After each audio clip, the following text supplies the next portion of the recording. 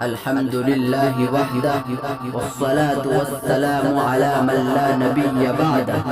أما بعد، قال الله عز وجل في القرآن المبين: أعوذ بالله من الشيطان الرجيم، بسم الله الرحمن الرحيم. إن الذين فتنوا المؤمنين والمؤمنات ثم لم يتوبوا فلهم عذاب جهنم ولهم عذاب الحريق. صدق الله العظيم.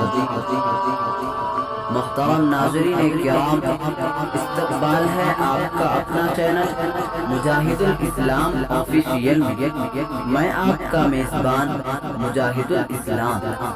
ناظرین، آج میں آپ حضرات کے سامنے ایک ایسی ویڈیو لے کر حاضر ہوا ہوں جو ویڈیو آپ کی زندگی میں انقلاب برپا کر دے گی. اس سے قبل کہ میں ویڈیو شروع کروں، ایک چھوٹی سی درخواست ہے کہ ویڈیو کو آخر تک دیکھیں اور کمنٹ کر کے اپنی رائے سے ضرور نوازیں. محترم ناظرین کرام، اللہ رب العزت نے قرآن کو ہدایت نامہ بنا کر نازل فرمایا اور حضور صلی اللہ علیہ وسلم کو بھی مبعوث فرمایا کہ لوگوں کو دین کی طرف بلائیں اور عمل صالح کی دعوت دیں اور لوگوں کو صحیح راستہ دکھائیں. صحابہ کرام رضوان اللہ تعالی علیہم اجمعین نے آپ کی بات کو تسلیم کیا اور آپ کی ہدایت پر عمل کرتے چلے گئے. اللہ نے ان کے ساتھ نصرت اور آسانی کو شامل کیا اور ان کو یہ دین محنت و مشقت کے بعد ملا. انہوں نے کما حق اس کی قدر کی اور آج یہی دین ہمارے پاس آیا ہے. اس لیے ہمیں اس کے قدر نہیں اور نہ اس کے احکام پر چلنے کا شوق ہے. ہم نماز، روزہ، زکوٰۃ اور دوسرے دینی امور سے دور اور ناآشنا ہیں. اس لیے مسلمانوں پر حالات آتے ہیں. قرآن نے ہر قدم پر انسانیت اور مسلمانوں کی رہبری کی ہے، مگر ہم اس سے دور اور غیر کا خوف دل میں بسائے ہوئے ہیں اور قرآن کا خوف ہمارے دل سے نکلا ہوا ہے. اس لیے ہم ان حالات اور پریشانیوں سے گزر رہے ہیں. نہ ہمارے دل میں خدا کا خوف، نہ اس پر یقین. ساری نظر ہماری ظاہری اسباب پر ہے.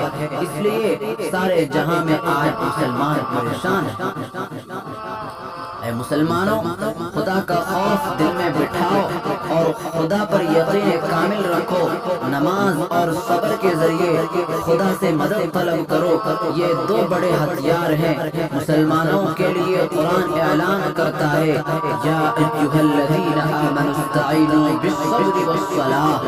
اور ہر وقت خدا کی یاد میں لگے رہو، اطمینان قلب حاصل ہوگا.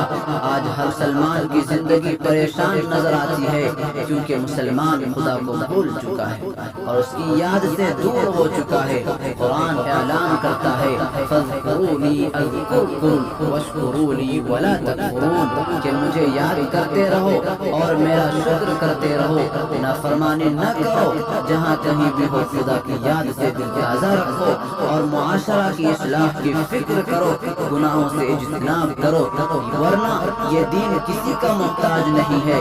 اگر ہم اس دین کی فکر نہیں کریں گے یا اس پر نہیں چلیں گے، اس کے احکامات کو نہ بجا لائیں گے، تو خدا تعالیٰ دوسری قوم کو پیدا کر دے گا جو تم سے بہتر ہوگی. قرآن مبین کا فیصلہ ہے: وَإِن تَتَوَلَّوْا يَسْتَبْدِلْ قَوْمًا غَيْرَكُمْ ثُمَّ لَا يَكُونُوا أَمْثَالَكُمْ.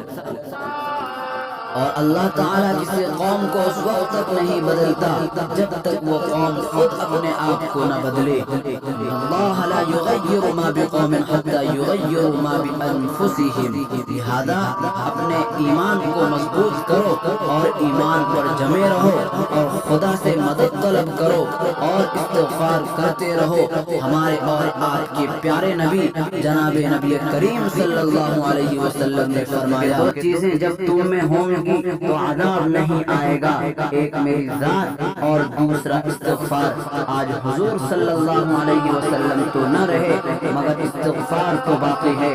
لہذا استغفار کی کثرت رکھا کرو اور خدا سے دعائیں کرو اور اور توبہ کرو اپنے برے اعمال سے اور خدا کی طرف رجوع کرو، پھر دیکھو ان حالات اور مصائب سے کیسے چھٹکارا ملتا ہے۔ اللہ تعالی ہمیں راہ سنت پر چلنے کی توفیق عطا فرمائے اور دین پر جمے رہنے کی توفیق عطا فرمائے اور ایمان پر خاتمہ نصیب فرمائے، آمین۔ وآخر دعوانا ان الحمد للہ رب العالمین۔